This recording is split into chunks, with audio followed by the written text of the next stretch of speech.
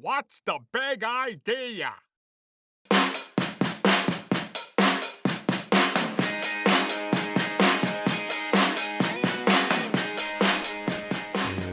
we're live. We are not live. We're recording. Oh, it, yeah, though. yeah. Because by the time they hear it, it'll be days. Did you later. say live in all the other episodes? I do say live. Well, we are see, live. I never corrected you. Well, what I mean is the guess mics I are will live. now. The mics are live. Mics are live. Mics yeah. are live, right? Welcome to episode number 27. Wow. Holy smokes! It's a prime number. Yeah, and it's only taken us 10 years to do this. No, I'm just kidding. We've been doing pretty good one a week at least, right? Yeah. And this episode, when you're here. This episode is about how coaches lose teams.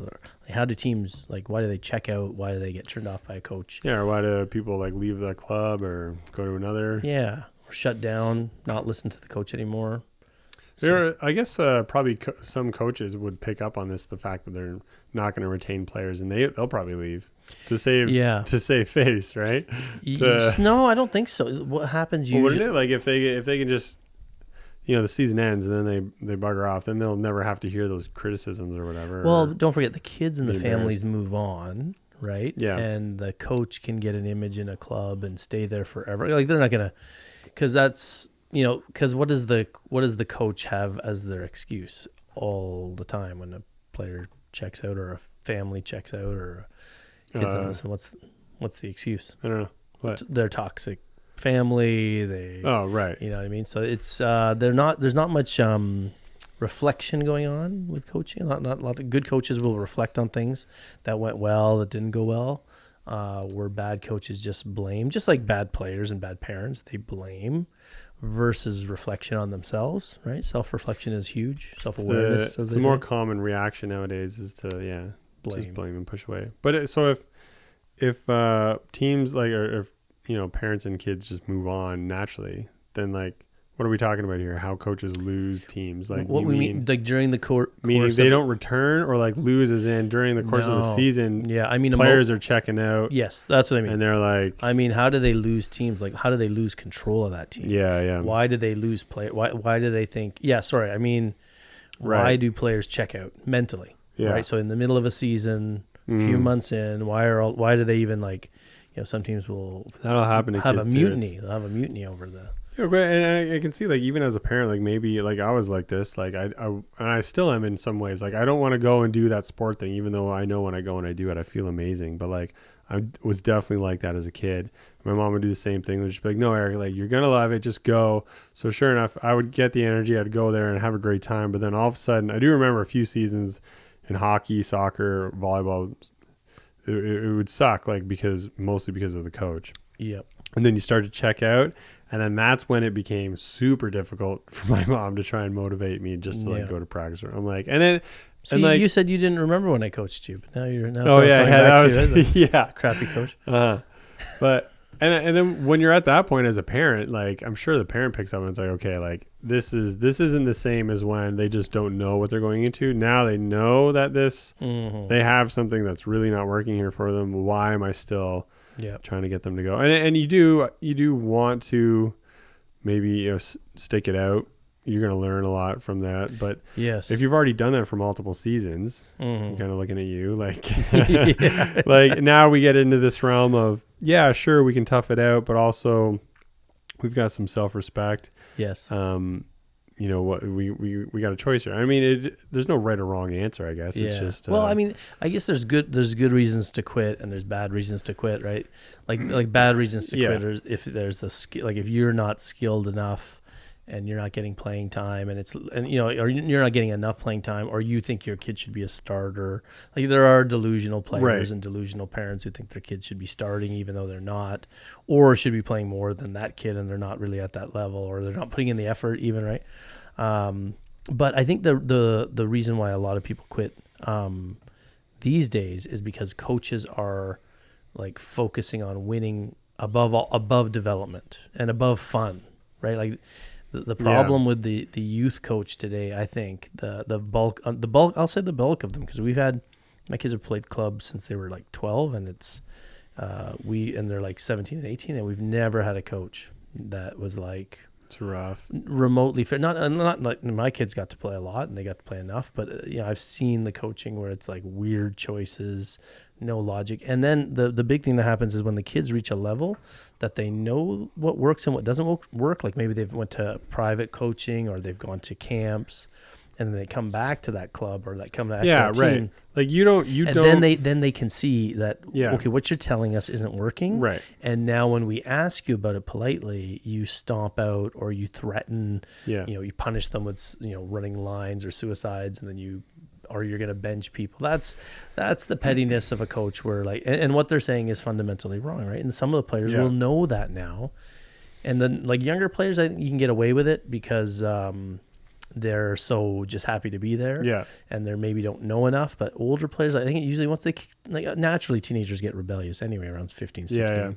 But when you mix in what you told me to do is impossible and it doesn't work. And especially, and like you said, if they've experienced other coaching and they've seen the system work, and they know they've experienced the development path or where they are on their way to, and then from other coaches, and then they go back to their club and it's just absolutely not going in that direction. What do you expect them to feel? And this also shows the fact that you are, because some people are going to say that you're biased and you have it out for coaches. People have already said that in the comments and stuff like that. But you're definitely not. And because your kids, unfortunately, since they're 12, they haven't really had a solid coaching experience. I've been there to witness you've seen a few tournaments. I want to come out and hopefully catch one this season, but you better come quick because we might. But compared to my own personal, probably 80% of my volleyball experiences, I think were positive or at least above neutral. Yeah, but you played in that time before. Exactly. That's what I'm trying to say. Yeah, your problem was in hockey where we live. And that was already at the hockey was ages. But even ahead. Most of soccer was good because at least I had a ton of fun. Yeah, and it was literally with all my friends, and it was usually someone's parent, and there was no nepotism or favoritism or whatever going on. You wouldn't call it nepotism back then, but no. But same with me. I think the difference between those sports and volleyball, I think that there's a lot of people who think they know. So with soccer, it's recognized where we live that there aren't a lot of experts. You know what I mean? Yeah. I think it's acknowledged that there's not a lot of experts. With volleyball, it's weird because everybody played a little bit of volleyball in school. Maybe on a school team, maybe a phys ed class, and I think what happens is you get entrenched in a position here, right? Whereas, you're right. In soccer, I'm sure it happens too. I'm sure there's coaches in soccer, but in hockey though, hockey happens so early where we are because that was the sport where everybody played a bit, right? Everybody thinks they're a superstar, and then they become a coach. So I will say a little bit of knowledge is a very dangerous thing. That's what I see with these coaches, where the coaches that know a little bit about volleyball or have been around the game a long time, but they don't know what they're looking at. They think that they know things. People don't know what they don't know, right? And the proof that I'm not just, we're coach hating is because I've met great coaches. I know great coaches. Yeah. I've worked with great coaches. You are a great coach. Oh, is that where you were going? You can't I am say a great coach. No. Some of my best friends are coaches. No. They exist, these great coaches. But I guess, the other side of this whole argument is what percentage of anybody is great, right? How many great teachers are there? Really? How many great cops are there? How many great fire? There's a thin sliver at the top, but there's a bunch of people in the middle. And then there's, I think, a growing chunk at the bottom, though. It is... did something finish or no? I think that was it. I'm just saying that I've seen coaches that coach very well. I've seen coaches coach other teams very well, and I know people that people coach exactly the same way, because they played at a similar level as I did. So it's just it's basic. I think so. Sports is one of those things where there's no lying in it, right? You can't fake it, and so the people who know what they're talking about and have been on the court know that you can't why what this person's saying is so crazy, and then to see them emphatically defend it or punish players who are questioning what they heard somewhere else or from someone else, and not even rudely to the coach, and having the coach double down, like we talked about before the show, that they don't want to lose face, right? Yeah. People are afraid to admit they're wrong or reconsider things. That's sort of the plague of our time, the real pandemic of our time, is people not admitting that they should rethink their ideas. Like it would be like humility. And that curbs their own growth. Yeah, right? exactly. Really badly. But Mhm. is volleyball also, it's also like a bit of a higher system functioning sport. Like in soccer, when we all played house league soccer, it's chill. You have someone's parent coaching, but like we would have practice, but practice, like, parent sets up a bunch of cones and stuff, but we're not being explained on technical stuff. The kid just figures it out because it's a body and a ball. When you use your feet, it's just kind of intuitive. Yeah. You just get better at doing it the more you do it, right? It just happens. Sort of, yeah. Like it was like my snowboarding coach, he was our soccer coach, and like, yeah, he cared about us winning and stuff, but if we weren't great, so we lost a lot of games. It was just mostly a fun time or whatever, but like obviously like wanted us to do well. Was kind of upset when we lost, but practice was just scrimmage. We would just play. Yeah. And this is even co-ed, right? But but if you were an elite soccer player, your experience might be different. 100% would be different. So, and that's the difference. And I experienced some of that, and it was completely different. Yeah. I played rep soccer. And we had a coach who knew soccer. At least I did a bit of rep, and it was like totally different. Then you have structure and all this stuff, and like actual drills, working on technique, blah blah blah. But I mean, I'm comparing like club volleyball in our area because there is no house league volleyball. There are just house leagues, yeah. Well, there's different, but even club teams have house leagues and stuff like that. There's some divisions that are basically house league anyways. Like, yeah, our soccer team was a team full of athletes, right? So we weren't particularly good at soccer, but we were still competitive. You know what I mean? Yeah. Yep. But also, volleyball has the whole thing. We have systems. We have 5-1. We have 6-2. We have specific skills that, can kind of be make or break. Like you either get a 1 pass or a 2 pass or a 3 or a shank, right? That's true. Yeah, there is the athleticism can take over in like if you have a fast team, for example, in soccer, you can do well. You can do well. Yeah, that's true. That's a good point. Yeah, volleyball's quite technical and positionally important. Like where they're going to drive the ball. If they're going to hammer the ball somewhere, you got to be there. You can't be in the wrong position and get there. So I feel like on that cusp is a lot tighter for that coach to be exposed on how little they actually know, right? And then so therefore to always keep that illusion going, it's the loud coach, the physical coach, or the coach who refuses to answer questions or punishes answering questions, or punishes being asked questions. Just a bunch of fragile egos, man. That's where we were at. I think it's funny because we're not just talking about a volleyball problem, we're talking about a societal problem. So of course it's happening in other sports, right? To a different because these are people being this way everywhere. What does house league soccer look like right now? Yeah, exactly. yeah. Because of the elevation of sports too, right? When we played, I don't think sports was it wasn't as diluted, right? Like today, like there's so many more kids playing sports, and for the wrong reasons, like we talked about before, where they're like wanting to be pro, or they're just trying to be. Parents just don't want to take care of them. For that yeah, but usually everybody wants to be a superstar without the work, right? That's sort of the plague of players. That's what we're seeing. Like young players and parents don't get the work ethic on one hand, right? That's a good coach. Like, there's great coaches out there who encounter crazy parents or crazy players who expect results without any work ethic, right? Or expect more playing time when they miss practice and things like that. So that there is that defense obviously too, and that's proof that we're not hating on coaches, because those good coaches get caught up with crappy situations that way. Yeah. But in this specific topic, I think like for why do coaches lose? I mean, and there's some basic reasons why I think coaches lose teams, like the simple traditional ones. I think most people think about like anger. Like, so if you have a coach who's always angry, that can, even if they're a great coach, if they're always angry, players will check out mentally, or always screaming, like a yelling coach. If you're a coach who yells a lot at the teams, or go from 0 to 1,000 like this, then how do you then reach them? Because if you're always up here, right, going at this high level volume, how do you emphasize a point to that team? There's nothing better than a calm, quiet coach who you see impassioned and emotional or angry.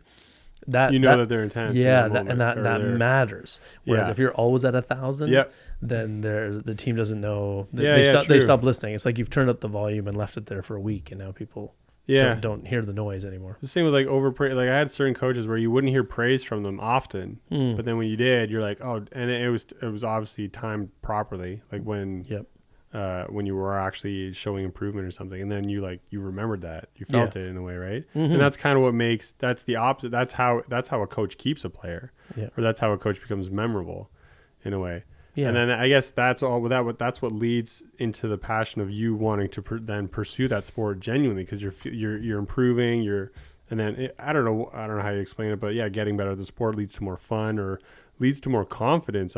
That's probably the main thing. It's not necessarily fun is certainly an element, but as you get older and continue in the sport, I think the big thing is like kind of self-confidence. Sports. That's the fun part, is that like it's only fun when you're succeeding. Yeah, it's not. Sports aren't fun when you're getting your butt kicked for most people, right? Like that. I laughed a lot in sports when I was younger, and then the older I got, the more like the less laughter. But I guess the more serious I got. But you notice that you probably perform better when you were loose, right?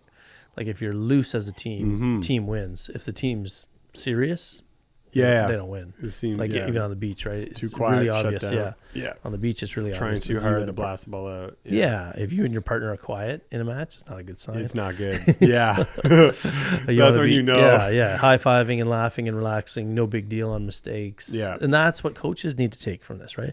Like, that's another thing about this. That's a good point, actually. If the coach is super intense on errors, and if they're always yelling about mistakes from the sideline, then that's all the players will see, and that's all the players will think about, right? When a coach is only correcting mistakes from the sideline, this is sort of another reason why teams check out, then that you're teaching that player to just think about their mistakes too much. Yeah. Right? You have to train them to shake things off.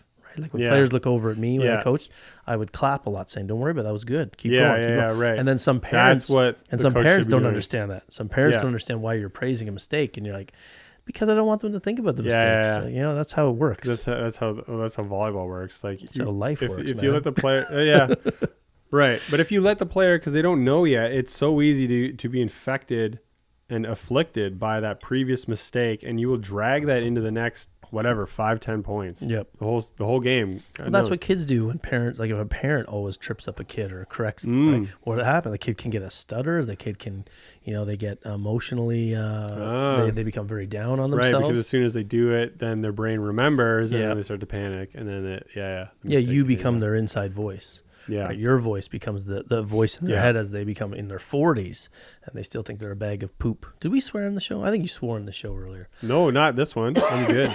You sure? 0 for 0. I bet you. I think you said feces. Oh no, I didn't. In a bad way. I definitely didn't. Okay, maybe it was because you would have jumped all over that. Jumped all over the feces. Let's just say I have an unhealthy relationship with feces. Anyway, probiotic transfusion or whatever. Still a little sick. You can probably hear my voice. You're a little I'm a little raspy today too, but not sick. I'm just I'm trying to match your sexual energy with my voice, because I do sound way better. I should. You sound better than last week. Well, no, I sound better while I'm sick. Oh, gotcha. Yes. Yeah, I'm definitely sexier. I think so. Can we say that? If we're not swearing, we should be talking about how our sex appeal. No, but you're just, it's not a kid's show. This is an adult show, but kids might be listening. Oh, okay. So it's different. So you can say that you think your voice sounds sexier. Okay. When you're sick. No, we're focusing on this topic too much. I agree. I'm trying to overtalk. It's inappropriate. I'm trying to overtalk about it so that way you stop talking about it. It's working. It's like my aversion. Yeah. Reverse psychology. Okay, so coaches, if they're screaming all the time. Speaking of psychology, if coaches are screaming too loud or if they're angry all the time, I think that if there's a lack of professionalism with some coaches that are too buddy with players, that turns off, especially all the other players. Yeah, all the other players, right. Which we're going to get a little bit more about that. What about if there are, so the big ones. I also think that you mentioned something about a coach, if they're rare in their praise and then they give you praise, it's more meaningful. I think there is something about the coaches that are overly positive that can turn players off. I would catch myself doing that, right, when we were doing some of those youth clinics and like just praising them on every touch, and I was like, what am I doing here? So like even if they're making like horrible mistakes, like out of position, and like, that's okay, I love your aggression, but just sometimes I probably had different levels of it that hopefully came across, but I tried to be like, more that's when you started hitting the kids. I think I remember you trying to balance it out. I would deflate the balls and throw them at them, right? Or you would, I remember like you would say a little bit of deflation. Hey, good serve. and then you slap them just to balance out the praise. Yeah, maybe. That was smart. I don't remember that. I was probably drinking too much. Yeah, that was when you were drinking and teaching. Drinking games. Every time the kids miss, we're gonna take a shot. Yeah, well, they won't retain players if they're doing drinking games with them. Yes. Now remember, we're talking about retaining in the mental sense. Yes. I think you're still talking about the people quitting. Oh. I mean quitting emotionally. Yeah. Yeah. Oh, right. We're 20 minutes in. I shouldn't still be explaining the topic. No. I said retain, and I didn't. I could have said. You said retain, and it sounded a little too. You don't know. Physical you're retain. alluding. You're guessing. Yeah. Presuming, I should say. Assuming. Making an ass. Yeah. No. Mentally checking out in the season. Right. Good save. That was good. Which might lead to actually leaving the team. Sorry, go ahead. Right. Go ahead. Yeah, I see what you did there. Yeah. I think the biggest reason, I have like 3 starred ones that are the big ones, and unless you got any other like small ones, reasons coaches. Well, there's and you've even admitted it yourself, not to admitted it. Yeah, admitted this that I'm about to bring up. Okay. That as a young coach, you did things. Yes. So young coaches, and I just said this about myself, I would still call myself a young coach, but you do some dumb stuff, or you're already very much more likely to be in your own head. Yes. Well, what did I say I did as a young coach? Let's go. Let's expose me. Let's expose me.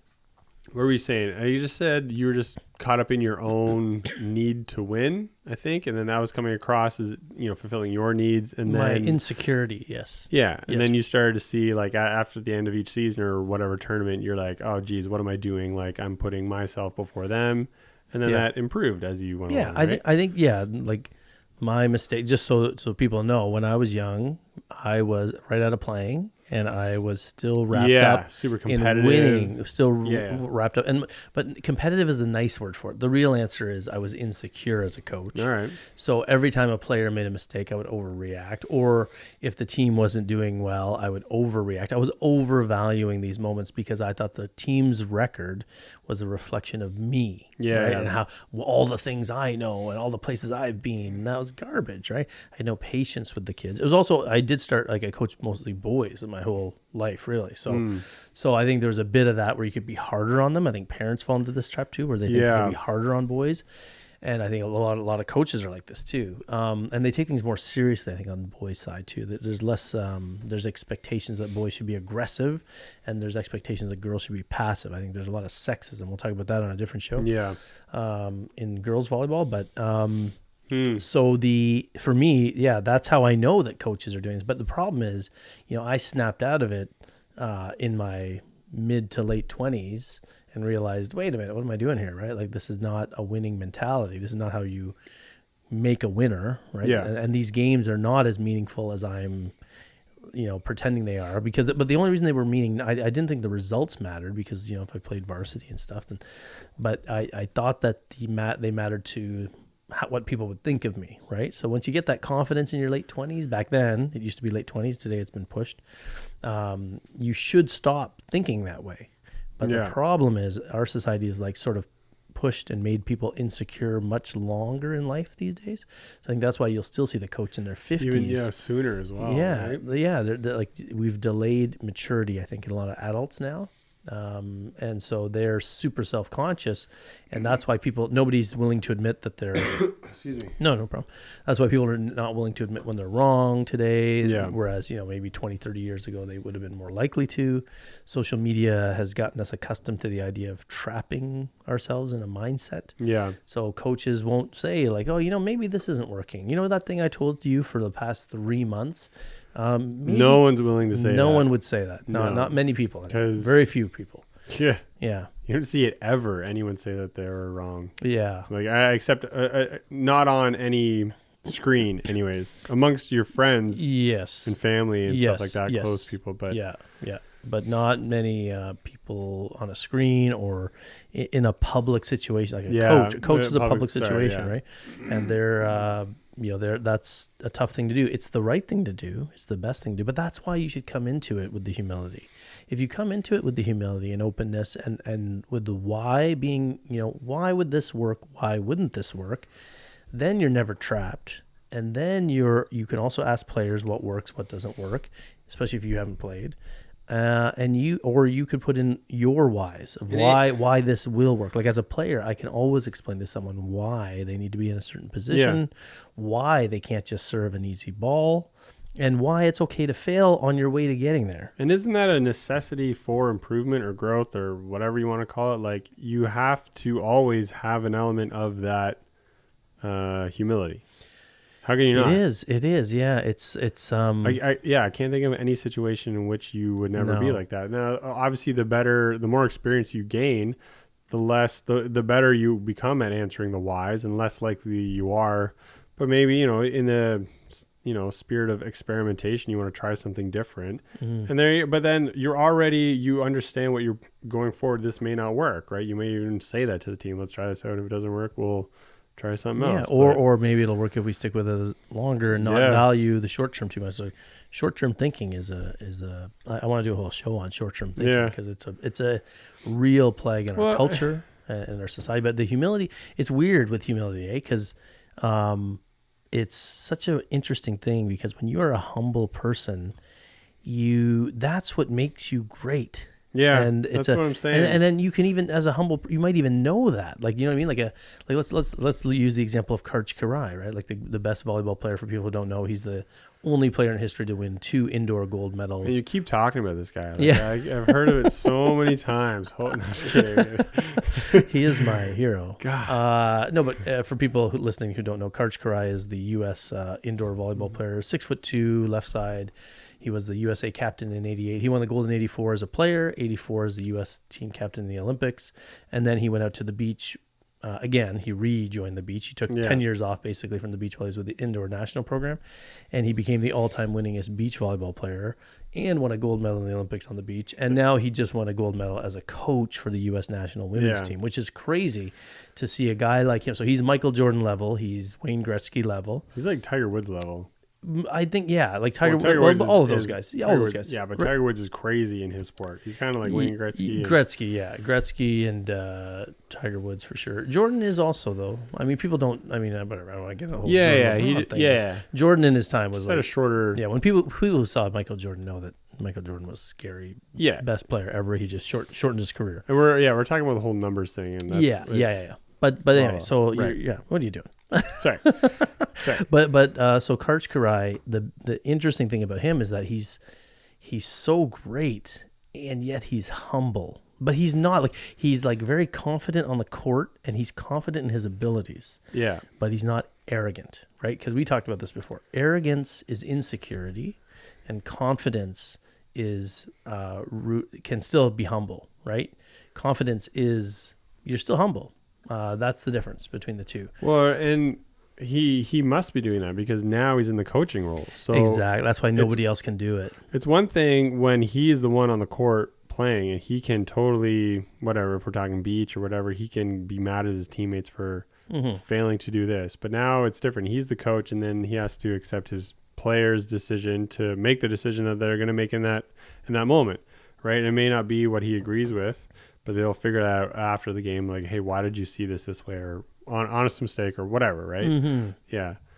And the toughest thing for someone like him is to have the patience, right? Like, because for him, things that came naturally, that's the interesting thing. Because that's why Wayne Gretzky tried to coach in hockey. I don't know if people remember this. We tried to coach the Phoenix Coyotes, and a team that he partially owned at the time, and he couldn't really do it. Yeah. And it really frustrated him. That's how hard it is. It doesn't work for everyone. Right? Magic Johnson tried to coach in the NBA, and he ended up smashing a guy's phone in a meeting. He took one of the star players' cell phones, because there was no cell phones in the meeting, and he smashed it against the wall because he couldn't understand. I mean, he was still a great player and still had humility as a player that made him great, but he couldn't have that patience with people who didn't have his. That's the unique thing about Karch. Is that we've never seen an athlete at that level excel at coaching. He's the first. And he is, like, his teams are winning. Like, he's won gold medals. That's crazy. Yeah, and he made tough choices on the national team. He cut players. Oh, really? That were like considered to be the best players pretty early on. Yeah, really. He moved from assistant to head coach, and he had to make some difficult decisions, and he was criticized because he also took a player that was much older to the last Olympics. Like people, Oh, well, there it is. There it is. Well, you were talking, so no one heard it. Oh, we all heard it. You were no. You heard it because you got the headset on. Anyway. Yeah. Karch took a player to the Olympics that people said he shouldn't take. It was an older player, and that they won the gold under her leadership, right? So, yeah. So when did he start coaching? Like while he was still playing? It was fascinating. No, he actually did he like never coach at all until he was fully retired? He started coaching his son's high school team because they had like a horrible record. Oh, really? So horrible record. Horrible record. But the season was over. Well, I mean, they just weren't. They had possibly. Yeah. So he went in and he coached his son's high school team. And then somebody heard he was coaching, and then they offered him to see. I mean, he coached them, I think, to the championship. That's crazy, dude. The next year, that's all it takes, right? Like it's like if you know your stuff, and you have some good athletes. And you got athletes, great. Like I see players that I know. Sucks, eh? I see great players take over teams and do really well, really fast. And of course, I just go, of course they would, because they know. Great players or great coaches. Great players who became great coaches because not Karch level, but they played professionally or they played varsity, post-secondary, and they take over a team, and I'm like, of course they're going to do well because that person's teaching fundamentals and they know how to, they have the right attitude and all that. So then they went to the state championship, I think, the following year, and then I think he went to U.S. women's team as an assistant coach, like low-level assistant, and that's how he worked. He paid his dues there and for several years, and then he got the head coaching job and won the first gold medal for the U.S. team. But the bottom line is that humility. I mean, if that guy is willing to explore other ways of doing things with his players and tell him what he believes and tells them where he thinks they can succeed, and willing to learn from other coaches too. And of course, because again, he comes from men's side of volleyball. So he had to be adaptable, because the women's side, it is slightly different in the strategy and how you approach things. Like the offense is different. And so inherently that also proves how adaptable he is. Right. But it's funny because a lot of the things in the women's game could be coached like it's coached in the men's game. But a lot of coaches don't think women can do it. Like young girls, like I see this at the club level. And maybe that's something that he looked right through, right? Yeah, I think that's the difference. I think he coached them like they're exactly the same as him. And that's why they do so well, because they have a coach who believes them. I've seen this, by the way, when I've come in and worked with teams where I know the coach is holding players back because they think they're just girls. And I've had coaches say this to me, they're not strong enough to get it over. And I'm like, well, that's why they should be jump floating. Yeah. Because their body weight needs to be in the ball. If you think they're small and frail, they don't understand momentum and power behind the ball. They don't understand simple physics. Yeah, exactly. Yeah. Or just, but the thinking that they're frail and weak, was, honestly, it's there. It's there. Yeah. Even some female coaches. Yeah. Yeah. So I find the best female coaches coach the women and the girls almost identical to the men's game. Why can't they run the pipe? Why can't they, do everything the same, run it the same? Yeah. And you'll be surprised. Triple block in the middle, swing blocking like crazy, and get the players on the tees to start the rallies. Like, I hate that whole idea that, we leave the women off the tees inside, off the line, because there's seams off the middle there. I'm like, well, get your middles, get them to block and move faster. I think you raise the bar of expectations and players do better. But anyway, that's sort of that humility that coaches need to reconsider things. And hey, we should do something where I have to coach a club team for a season or something and see how awful or amazing it goes.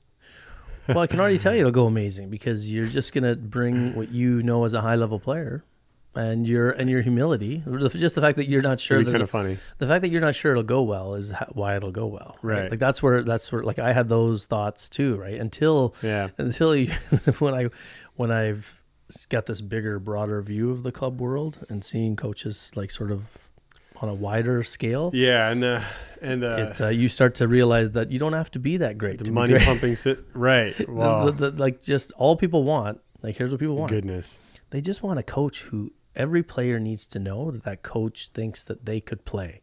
The last thing you want to be is a kid sitting on a bench or waking up at 6 a.m. to go to some tournament and thinking, I'm probably not going to play at all today. Yeah. That's a horrible feeling for a child to have. Think about this. Yeah. And I'm going to quit this sport. I'm 13 and I'm going to quit because my coach is not playing me fairly. Sorry. So this is something I actually had down, is that I honestly think practices was the bigger part of my season. I think I had more fun in practice and enjoyed that more than, probably because I was pretty anxious and I wasn't exactly super competitive. As a kid, I loved to like goof around.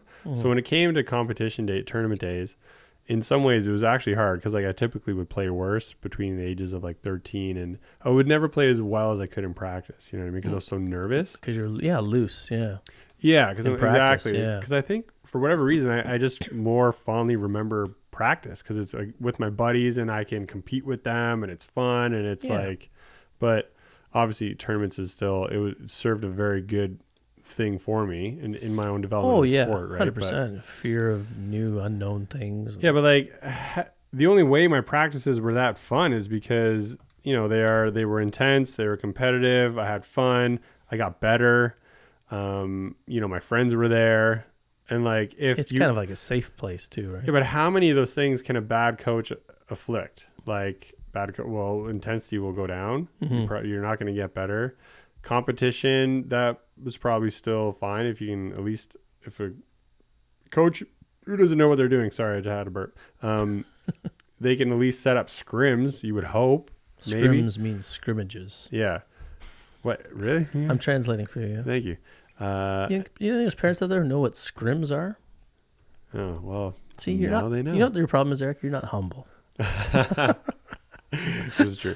No, you're no. And they could even interfere with the friend thing because, like, if they're one of those coaches that's all about the favoritism and stuff like that, then it's like, yeah. I mean, if your practices are feeling like not fun, that's a bad place to be, right? And they give you discipline as well. It's good for a young boy. I'm sure it's good for a young girl. Like there was a lot of the element of like the physical stuff, like warm up or you make mistakes, we're going to do laps. Like that's probably good for me at that age. Oh yeah. And I never had anything against it. Yeah, that's part of the whole experience. Yeah. Yeah. I think that like the like a coach that doesn't have like, so what makes practice fun, right? Like what really makes practice fun is a coach with a semblance of a plan. Like that practice, right? And a goal. It flows. Like that practice. There's something we're working on here. Yeah. And by the end of this practice, you're going to have fun. And you're going to get better. Yeah, you're going to get better. So that's why, like, I think one of the number, like I mentioned. Fun, But the fun part is that, right? Like if you went to every practice and there was no plan and it was just like, it's bad. Just goof around. Yeah, it's bad. And you don't feel like you're getting better. Or if the coach starts giving you advice and you're like, but that won't work.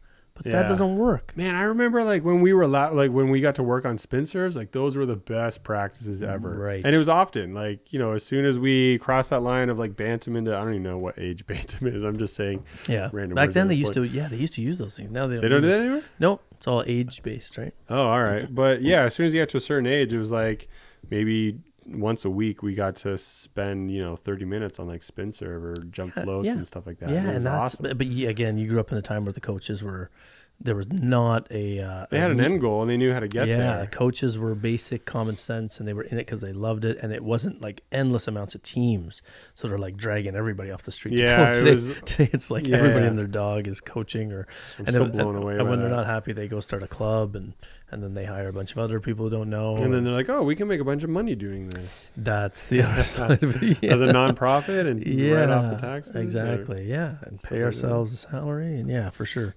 So I think that, you know, not learning and, just not, when you tell a kid stuff that doesn't work, that's a recipe for losing that kid. Like, cause they're going to disagree with you. And once they find out that you're full of crap, it's over. And you know, it takes that's what I mean about that older age. Cause it takes that age to start to see, oh, this guy or girl doesn't know what they're talking about at all, right?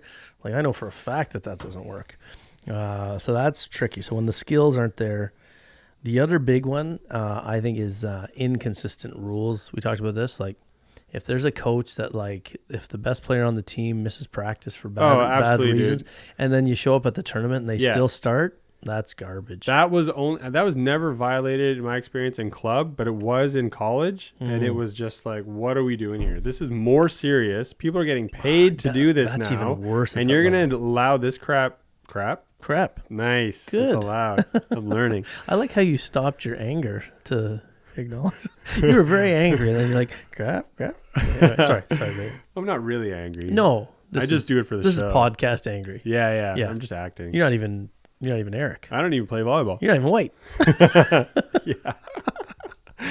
Anyway, I have a nice tan. No, But what was I saying? You were rambling on about how your coach at college, where things should be more serious. Oh yeah, and then was people letting just get kids these vibes. Yes, They don't show up. They show lack of discipline. They're late. Blah blah, and then they still get playtime. It's like, oh, that's great. the What are we worst. doing here? Yeah, and especially like as adults. You know what it would do to the rest of the team? Now they all just stop caring. We were talking during Yeah. that time, and I said to you that like you felt it didn't matter even to show up, but later on, Yeah. at first you were pissed, but then you're like, what's the point? I was still, yeah. That's what everybody feels. That's exactly Yeah. what it is. When the coach has inconsistent rules, the team checks out. And you knew that team, and that cast a shadow over like our entire season, and you saw it in playoffs. I saw it, yeah. It's where that integrity or commitment to one another, that's where it's really needed, is in playoffs, right? Because that's when you're going to be on your game. You're going to be the warm up, because you should have seen some of our warm ups. Like we showed up late to like our first crossover match, and we had like a 10-minute warm up, and then we go right into hitting lines and all this. Wow. And I was like, what is happening here? And then we just got blasted at the gate. You know what it's like? You know what it is? It's like people talk about moral authority or the authority to lead. And when a coach does something like that, like okay, this player, I'm still going to start them, then nothing else that person says to those players, it will be taken seriously. Yeah, because it's like a parent who shows up drunk every night at dinner and says, you know, Timmy, you should be better about school and life. Like that's not gonna you're not. The kid's gonna be like, what? But you're drunk. The kid is gonna start drinking. Yeah, the kid is gonna be like, I'm not gonna do anything you say, and I don't. You know, you're a hypocrite. Or yeah, hopefully you say that. So like that's why the coach has to be really ultra. And this ties in with that being buddy thing, right? Like if you're buddy with players, or not holding players to account when the rules are here, and everybody, including the coach, if the coach is late for practice all the time, or missing practices a lot, then the players you can't hold them. You can't even ask them.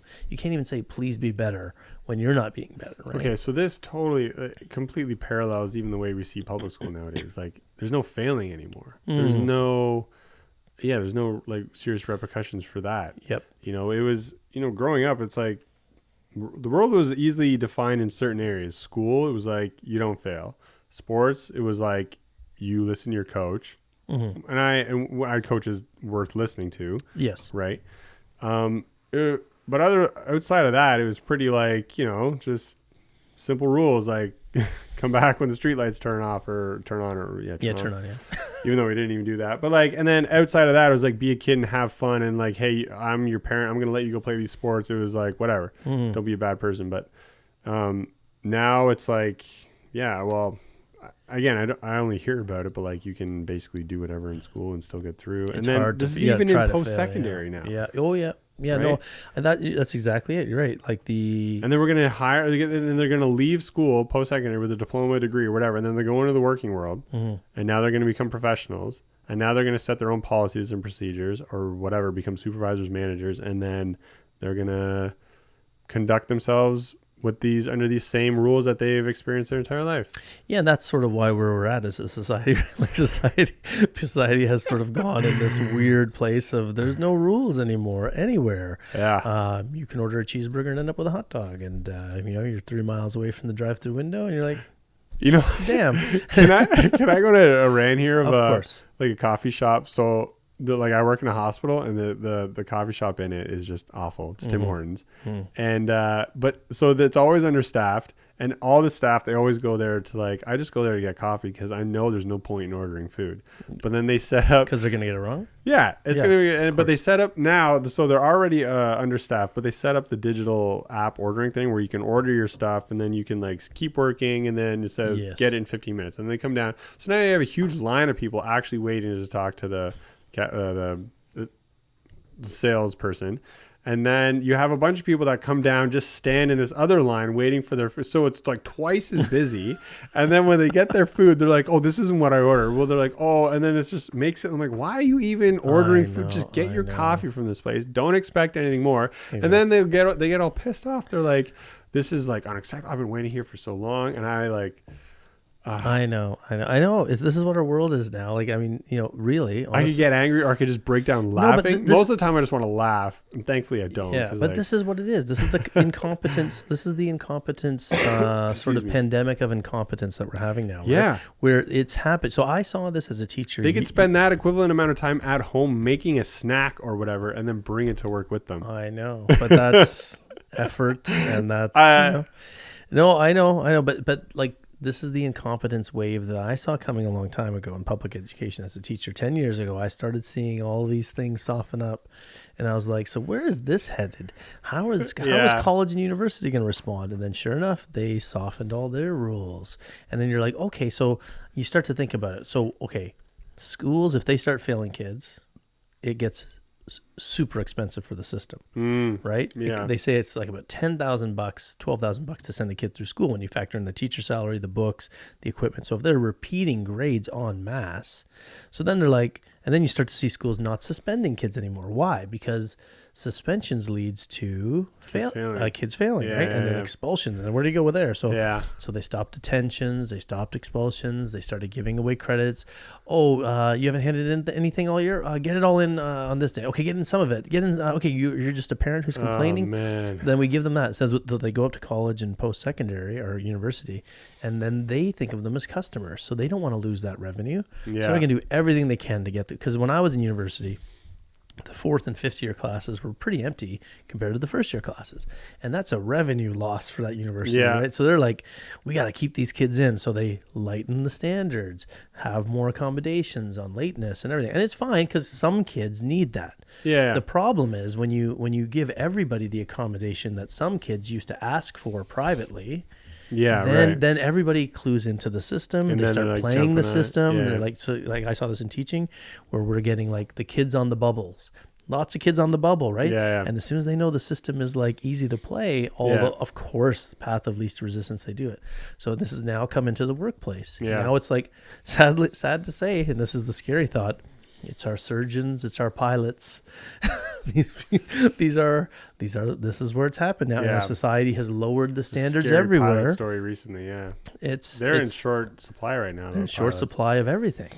So it's all the way to your teachers. Now they've come through the system. I told it we had an issue with one of the kids' teachers this year. We didn't make a big deal of it, but there's some weird thing that they really messed up on big time. Sent home a link to a website that was extremely racist. And the teacher, was more threatened by me politely pointing out, hey, you might want to let the class know you accidentally sent this link home. And the teacher what was her reaction? The teacher said in my polite email, I wasn't saying I was going to report you or anything. I was just saying, hey, just so you know, I think you sent home the wrong link. My daughter found it and went to do her homework. And she said, I'm feeling attacked right now. That was the email response from this teacher. And I'm like, no, that's not attacking you. If I was attacking you, I would be reporting you to the governing body. I'm helping you. I'm helping you do this. I'm helping you. Just a heads up. But she was more concerned, right? This insecure person was more concerned with admitting they did something wrong, like we talked about at the top, than they were about fixing it. Like in the old days, I would have been, oh my God, thank you so much. Right? I'll send an email to the class and let them know, or tell them tomorrow. Today, I'm feeling personally attacked. Hello, Karen. Oh, it was crazy. So it was just an awful. I was just like, man, because as a teacher, as a former teacher, I was like, really, this is how you react, like you're sensitive. So this is what happens when the system softens and competence spreads, and that's partially why we're looking at this issue too, right? That it's affecting volleyball, it's affecting sports. So there's a bigger issue at play here for sure, as usual with these topics. We're not really conveying a whole lot of optimism here. Just kind of. Well, what we are doing though is we are teaching people there is optimism and knowledge. Be very grateful, even if they get a decent coach, right? Because there are people out there who have good coaches and they're still not happy because they want a great coach. So remember, we talked about this where like if you lower your expectations of things, you start to be grateful, right? We did that show on being grateful, on how to make your life better, your world better. Yeah. Be grateful for what you do have. But just, when you go through the drive-through, expect an empty bag. There's nothing but straws in this bag. Yeah. Is that not what you ordered? It's true. I don't get angry at stuff like that. If I'm going to someone else to buy food from them and they screw it up, like I expect them to screw it up. I don't think I can get mad at that. I'm just like, if it happens, it happens. I'm like, all right, whatever. Like I get angry if I don't check anymore. Like, so if I don't, I have no control over it. If I don't pull over after the drive-through and check the bag and just go home, I get angry at myself for having faith in them. Well, right. Because I don't have any faith in anybody. Yeah. But I'm just, like I said, I don't. It's not that I don't have faith. It's that I don't feel I'm entitled to perfection. So I don't expect perfection in anybody. And when someone gets the order right, I'm blown away. Yeah. I'm excited. Dude, versus the other way where I'm constantly angry. Yeah. And you know what? That person's making minimum wage. It's like, I don't like it's going to happen. Well, that's not really. I mean, like, yes. I mean, everybody's getting underpaid. It's not excuse, for part of it. But it's not so much that. It's just a matter of, this is the way the world is, and I don't expect it to be perfect. I don't expect, even if they were being paid $1 gazillion, I still expect people to make mistakes. But I get angry at myself if I don't check before I drive away. Yeah, maybe there is a thing of a little island of optimism in that, if being grateful for when you get that coach who is not bad or whatever signs of probably giving them some or just saying thank you to them at the end of the season, like genuinely, because if this is how bad things are right now, there's probably a whole lot of coaches. There's not a lot of thank yous going out, or if they are, they're absolutely disingenuous. So just by thanking that coach, like whatever at the end of the tournament or something, that is probably going to do a whole lot for them. And you might end up kind of sparking a great coach to be, you know what I mean? Yeah, maybe. Well, it has to work that way. You're reinforcing their bad coaching. It has to work this way, if like the whole yin yang thing, like the shadow gets bigger. Well, I think what that means, though, I think you don't have to thank the coach necessarily. I mean, you could thank them for their time, of course. Yes, thanks. Yeah, that's what I mean. Like nothing. Yes. Yeah, no, I agree. Like being grateful, and I always am grateful for coach's time. Just like how I would never hear praise from my coach, or rarely hear it. When I would hear it, it was amazing, right? And I'm sure this coach. But that's because you respected the person. That's because you respect. Like the praise would mean less if it was coming from someone who is an idiot. Like, right, but we're talking about a coach who we do have a degree of respect for. Yes. Maybe they're just young or whatever. Oh, you're talking about that. Oh, right. You meant that coach that's good, not great. Gotcha. Yes. Yeah. It's very difficult to be grateful to a coach that is petty and childish. That's not what I'm talking about. I'm talking about the one who's showing signs of. It's like a coach thanking a parent who's been a nightmare all season. Right? You go, thank you for being involved. By making me take all these antidepressants. Thanks for giving me the finger from the sideline. Was that a thumb or was so the one thing, so like the inappropriate rules we talked about, teaching them stuff that doesn't work, lack of humility. What about the one thing that I wish coaches would think about is, imagine if a coach could like frame their season in the idea like, okay, listen, I got 12 players here, for example, 10 to 12 players. I'm going to make this the best season for every player on this team, or I'm going to worry about these players not as a team. Even I'm not going to worry about them as players. I'm going to be worried about them as people this year. I'm going to remember that 0.00001% of these players are going anywhere in the sport after we're done here. Well, maybe 1%. Not 0.000. In the whole scheme because it's all massive. Think of all the kids. So like thousands and thousands. Okay, let's say kids. 0.1%. Yeah, okay, whatever. But very few of these kids are going to go on and play professionally. Yeah. A small percentage of them are going to go play after club. But even that, think about that. All the clubs in your area, and there's like how many spots on a varsity team, right? So if a coach could start to think, you know what, I want to build these people up as people. I want to make sure these are great 12 or 10 to 12 people at the end of the season. And what does a great person have? They take risks. They laugh. They have fun. They learn a lot. Yeah. And they don't lose hope, right? They don't sit at the end of the bench thinking that, winning matters more than anything else in this world. Mm-hmm. And that, everybody needs to have fun here. I want every kid at the end of this season to want to come back and play for me if they could. Mm. And I want every kid to love volleyball let's put the game first, Steven. How about that?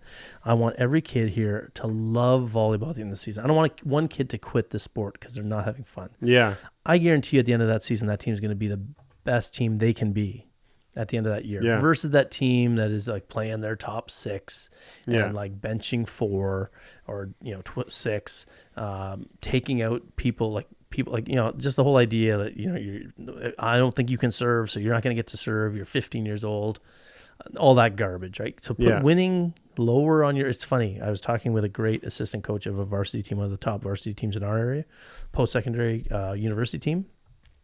And he said to me the same thing that I always tell other coaches, or when I tell other players too. He said, a lot of people think we're doing the things that are not competitive, like the ultra caring about the person thing. And that's what made us great. That's what makes us win. That idea that everybody says that you shouldn't do, or a lot of ultra competitive coaches criticize them for doing, thinking about the player first, their family, right? Those caring things make them go through a wall for them when it matters most. And the bonding on that team, the chemistry, the not letting each other down aspect, like that is, if a coach can foster that in young players, that you want those players to love each, and you don't need team building. This isn't going to Chuck E. Cheese. This isn't, a lot of people ask about team bonding stuff. It happens through a coach who's consistent with rules and worried about each player's well-being. Yeah. Imagine that if every player thought you cared about them, coaches. Those players would love you. They'll work their butts off for you. And again, if you keep them engaged through the idea that, I'm going to have a chance to play today and show something. And if I improve, the coach is going to see that and let me have more opportunities.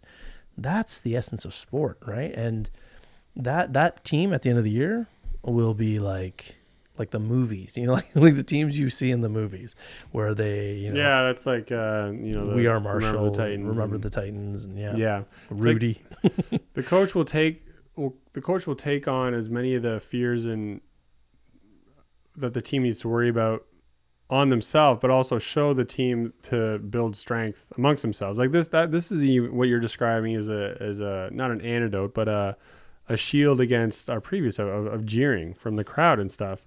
If you're on a team where you feel it's you against everybody, it's you as a unit. Yes. Right. Yeah. Sorry. If you're on a team where it's you against your other teammates and nothing gels, you're much more vulnerable. Yeah. No, sorry, man. As a team. Yeah. It's you as a collective against that. Right. Yeah. You're shielded from that, right? You're able to weather that like it's no big deal. So there's of course, all positive things are going to stem out of what you just described. And not only that, you also teach your players to think like that. So like your player who plays, you're teaching them to be a leader, and you're teaching them to also understand that, listen, if this player doesn't play, then we all lose a little bit here.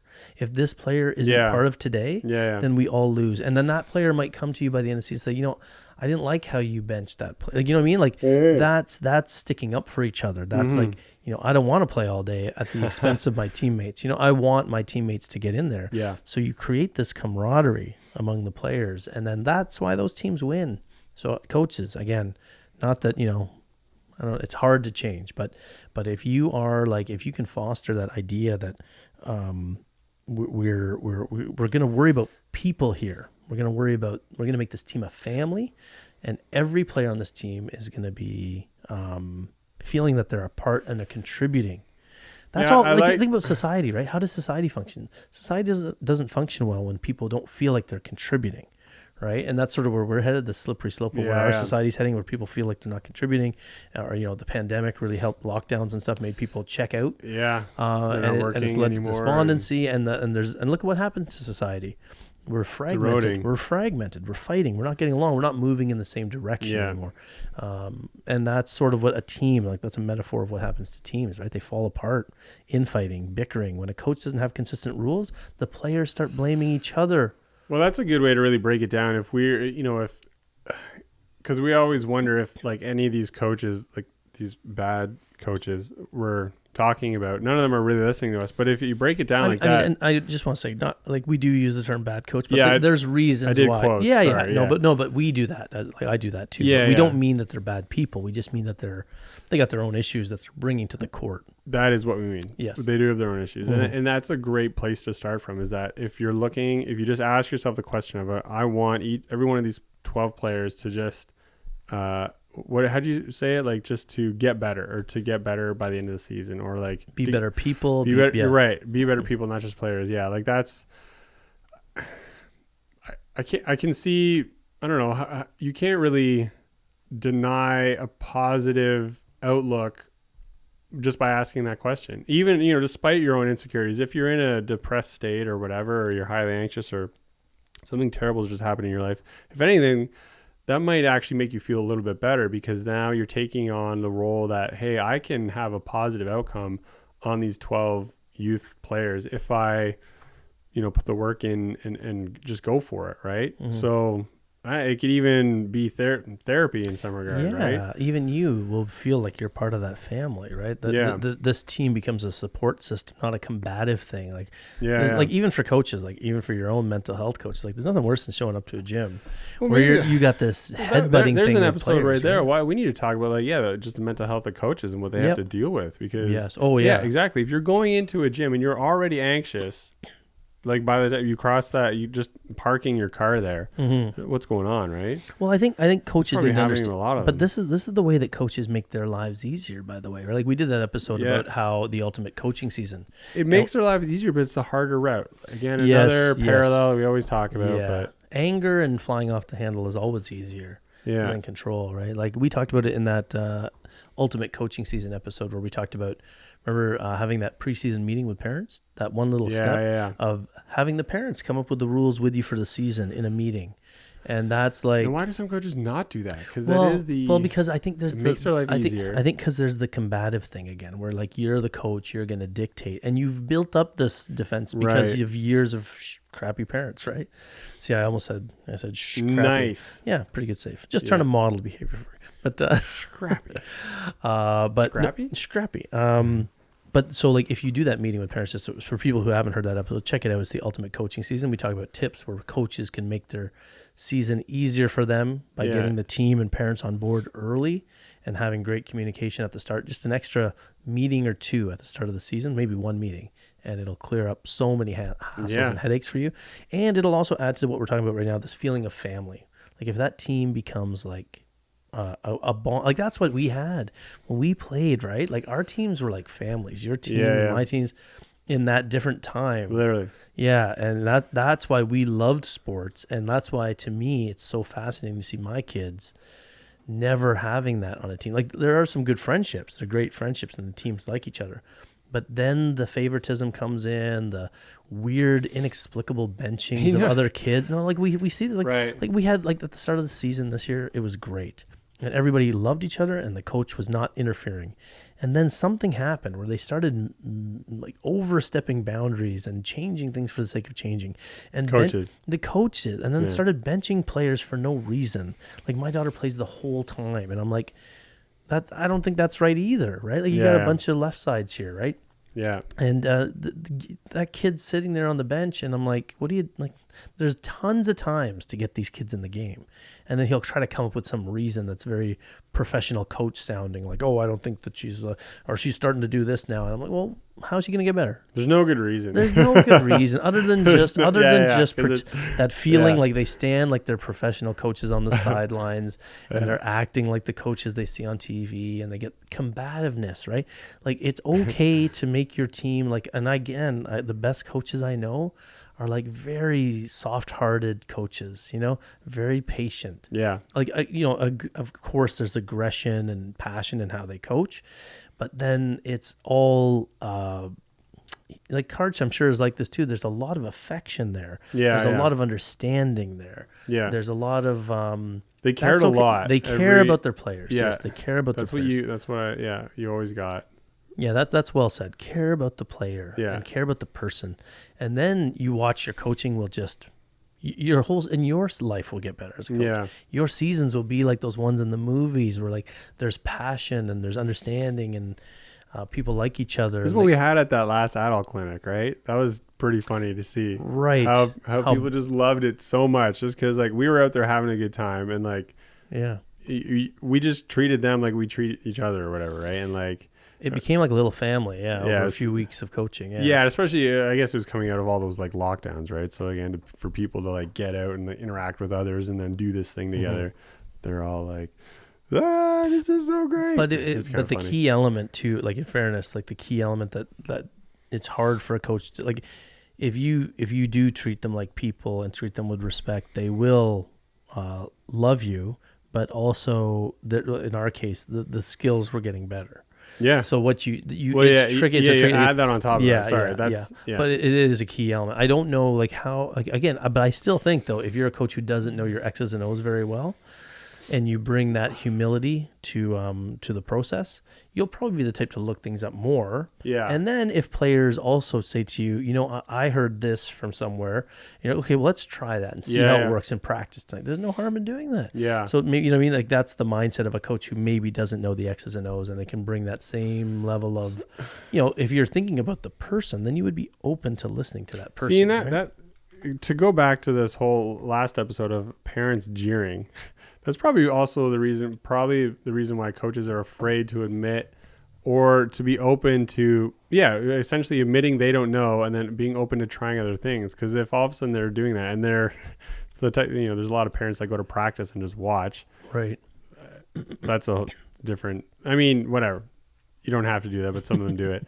But like, imagine the coach starts doing that, and then like the parents are like, "Oh, why you don't even know what you're doing? You're gonna like let the kid like." Yeah, but that's what you said. The harder thing is the right thing, right? Yeah. So that's probably also part of what they're afraid of. Is they're obviously afraid of being perceived by these parents and not looking like they're in control.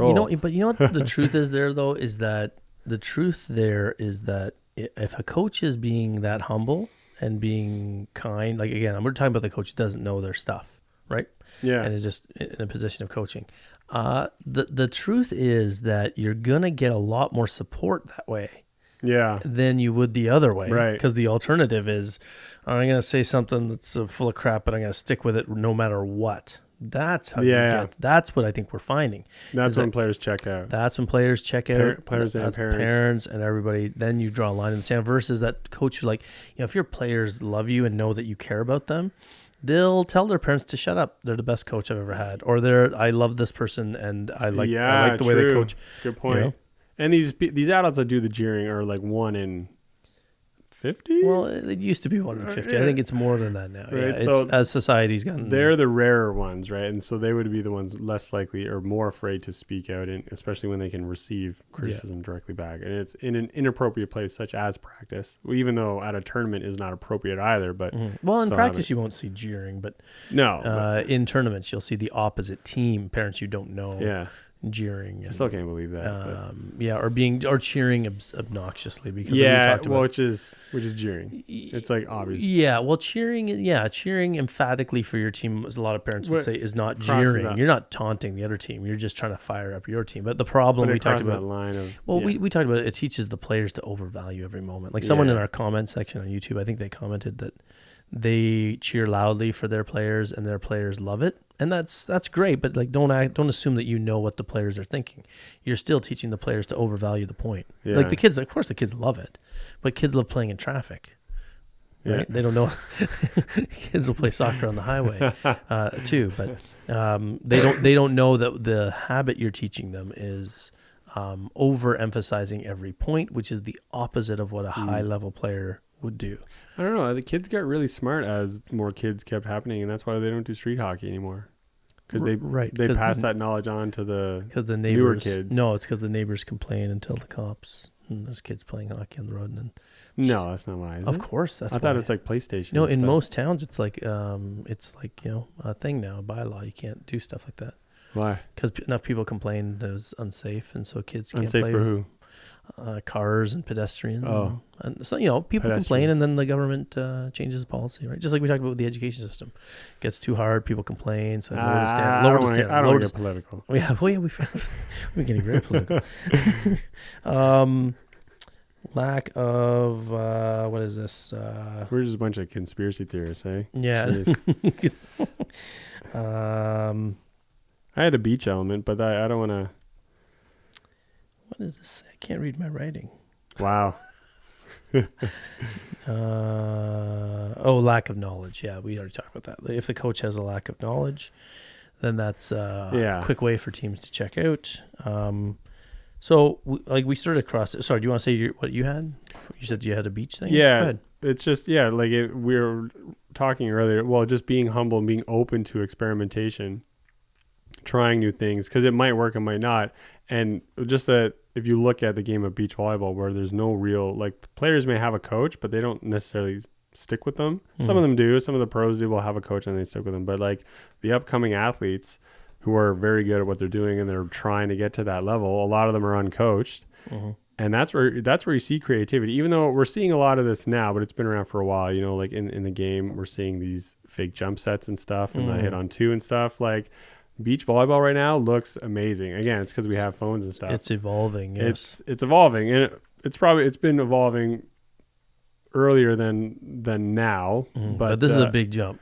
Yeah, and it's awesome, it's right? Mostly one guy. It's changing. It's spicing the game up. No, it's a bunch of guys. But Miles Partain, I think, is the next level. Well, the Norwegian guys. Yes, that's true too. That's true too. I saw Anders Mole do it the other day. Yes, he was amazing. Because Anders Mole grew up as a setter. Yes, it was hilarious. Yes. His partner hit the ball, got blocked, recycles it. Perfectly up to Anders. Anders goes up, fakes it, and then he literally set a meter ball, no chance. That's a terrifying team because they can both pump it, and they can both. Massive. Yeah, they're both scared of them as hitters. Yeah. The Swedish guys too. The young Swedish guys were doing it early. Maybe that's what I was thinking. The Swedish guys, red and white. Oh, that's Swedish. No, but sorry. Norway. They is wear the Volley Vikings. Sometimes they don't wear their national colors on the FIVB. You just wear a random green jersey or yellow jersey. But the Swedes do it, the young Swedes, and then Partain looks the best at it though. But Partain, I think, is, and I think they and he's a lefty, right? But they started doing it in response to him because he don't forget he played FIVB a couple events, a couple years ago. He played. He's been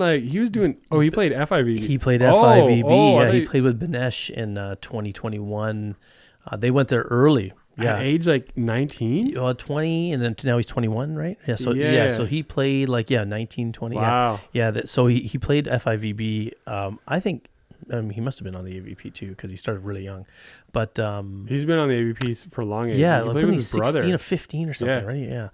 But anyway, the creativity that comes from that. Well, yeah, sorry, that was my point. Mm-hmm. There's no coach, so it's there. There's no box that you're put into. Yes. You can just do whatever. That's why, as we're coming into the summer seasons, we're going to talk about the run to why the beach. Right? Yeah. And look what we draw a lot of players, and we see this in our Facebook feeds. A lot of parents saying their kids want to go play beach because they're tired of the politics. They're tired of the benching. They're tired of the not allowed to do this, not allowed to do that.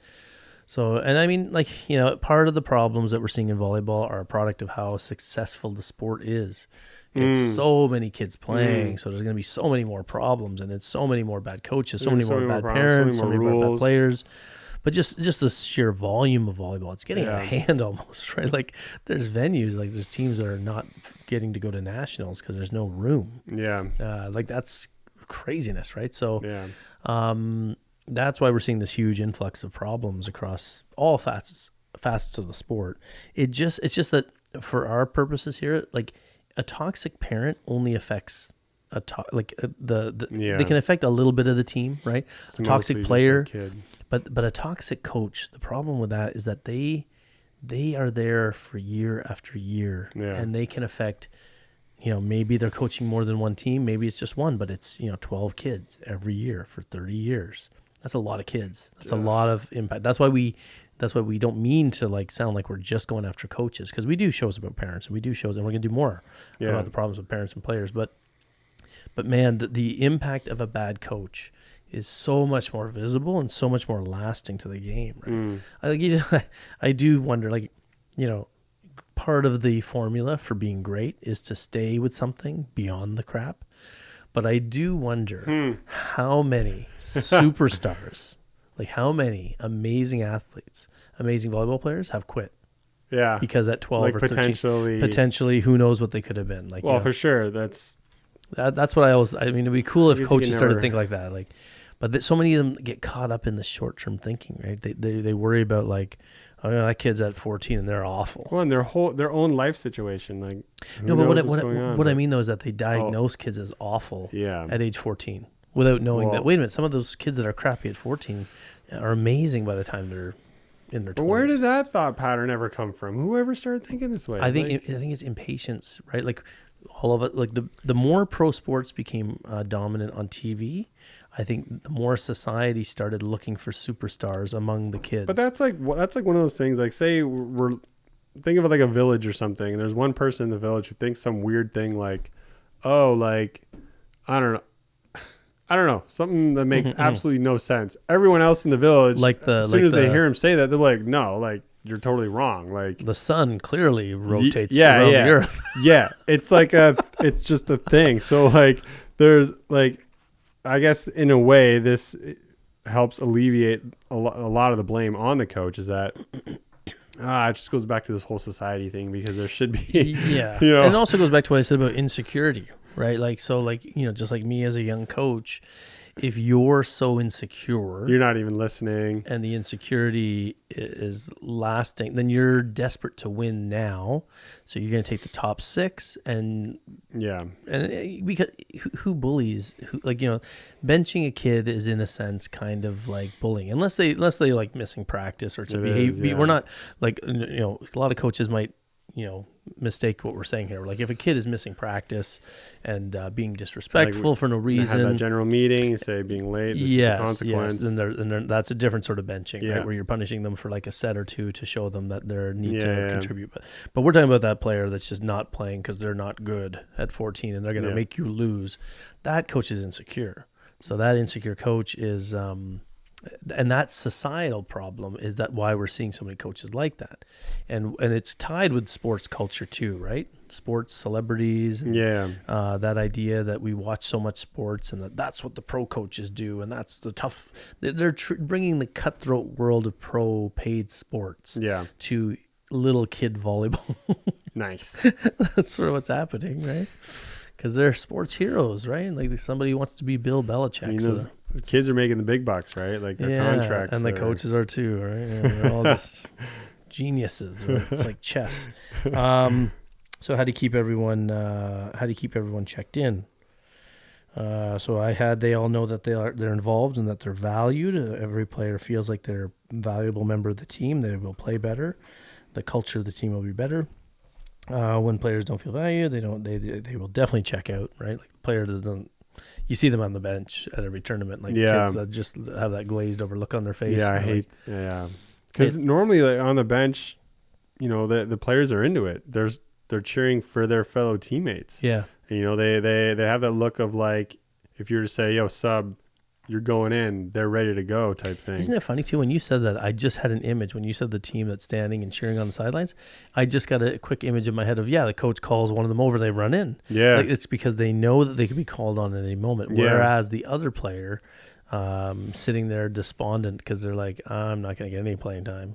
Or they're all, you just imagine they're all sitting on the bench just like, most of the time, I mean, some of the times, usually a player, when they come in off the court, they'll probably sit there, maybe talk with the assistant or talk with the coach or something, but usually the team's hanging out, staying warm. Usually just standing at the end of the bench cheering. And but or even if they're sitting on the bench, they could be engaged if they're sitting on the bench. They could. But you see a lot of players with just the glazed over look because they know they're not going to play forever. And they're shocked when they're called. And that's the thing too, right? They're shocked. How about never have a team where a player is shocked that they're called into a game? That's a good one. Because we said it last show, like when someone's nervous when they're doing something, that means they're in it. That means they want to be doing it. But call them up and then they're going in and they have that nervous look. That's what you want. Yes. Call them up and they're just like shocked. Me? Yeah. And they go in and they're just like a pylon. You remembered I was here? Oh, yeah. That's the worst. Poor kids just gonna make so many mistakes and then they're face is gonna go white. Yeah, I think that I think a good way to like sort of sum this topic up or put it to bed really is like if a coach starts thinking about let's make this season fun. I really like that. Yeah. And the only way it can be fun, some coaches go into a season like that, but they don't know why it turns fun and make them a better person. Yeah, because like if you think about fun, like if you can't comprehend that, make them good point. If you break down fun, there's a whole bunch of things going on there. Like making a player better, making them feel involved. Yeah, leadership. Make them feel like I care about them. And to have fun, coaches, there has to be kind of rules, right? Yeah. Like that general meeting you're talking about, because if we're all going to be playing, like the whole, if you're going to be late, there's going to be this structure. Yeah, there's got to be structure. It's got to be structure. People crave structure, but at the end of the day, like if you think of fun as a lot of coaches go into seasons thinking they're going to make it. Okay, this year's going to be really fun, and then everything hits the fan by Christmas, and they're like, man, this team's awful, and they don't understand that. Like I think one message from coaches: you are in charge of this culture, right? You dictate the team culture. So if the team is like hating each other's guts and the team is not having fun, if you as a coach aren't having fun, there's something there that you are in control of. Okay. And 9 times out of 10, it is letting players check out. We should do a show on that, or have we already? Like give advice to coaches on, because that's a good situation. Like, you know, they set that out, but like halfway through, all of a sudden they're letting themselves kind of put a label on this team. You know what I mean? It's and again, like the tougher thing is to not fall for that, to kind of stick with your original. Well, it's not like falling for it. It's just they don't know. And that's why we're doing these shows, because we're telling them what makes that happen. What makes you hate your team is, or like the team hate you, is this combative vibe. The idea that you're benching, like honestly, 9 times out of 10, it's the playing thing. If a kid who's showing up to practice, working their butt off, doesn't feel like you're giving them a shot, right? That's all any of us want in life is a shot, right? Or an opportunity. So like, get them in there in the blowouts. Get either way. Your team's down a lot, up a lot. Get them in there. Surprise them with a start once in a while. Again, if you're worried about the people, awesome too, you're worried about the people, and let them see what they can do. Put them in there with the good players. Don't just bring on this whole second line of players that you think can't succeed. Mix them in. Have them be there for each other, and I guarantee you, by the end of the season, that team will be playing much better than had you just started using your top 6 all the time or your top few all the time. That's how you win. But the show that we really need to do is the plague of short-term thinking, because that goes across everything in our society, and it's connected with this topic. The coaches who worry about the short-term results make the worst decisions and breed the worst cultures and teams. Like, you know what I mean? Because you're coaching for right now, and you're not thinking about the big picture, and that leads to problems in the big picture. So, are you yawning while I'm talking? No. The camera was on both of us. Yeah. I wasn't yawning. Oh. You were yawning. Sorry, you were monologuing, and I was just like, oh, God. I was doing my movie villain speech. No, I agree. No, I agree. Yeah. I'm just going to... After the yawn. Yeah. Okay. All right. Yeah. You agree? Yeah. So are we packing it in? Sorry, listener. Singular. Anything to sum up on your end, or did I do it well enough? You did it very well, and that would be a good show. Like, what have we done for the coaches so far? Well, it's kind of like we did good coach, bad coach. I mean, it sounds like we're critical, but we really are. In those shows are some because it is nuggets. They are that important. Like we said, they affect all these players, and just a little humility and kindness. Yeah, will go a long way for everybody. And again, it applies to the jerk parents too. Yeah. All right. Yeah. All right, we'll wrap that up. So thanks again for listening, folks. As always, if you are listening and you're still listening, try to subscribe to the show. It's nice. We like to see the subscriber total go up. Talk about insecurities. When the subscriber totals get low, we get sad. Yeah. You know? Like, they're kind of low now, so... Yeah, well, we're still new. Yeah. We're almost close to... We're coming up on 500 Still makes me sad. 500 subscribers. That's just YouTube. on Spotify, we're like through the roof. And you were consistently highly ranked as one of the number one volleyball podcasts Nice. In the world. I think we're number one in Romania. Just kidding. No offense to any Romanians. Anyway, we better shut up. So we'll see everybody next week, and we'll thank everybody for watching, right? Or listening. Yeah, thank you. Wherever you are around the world. Yeah. Okay. Bye.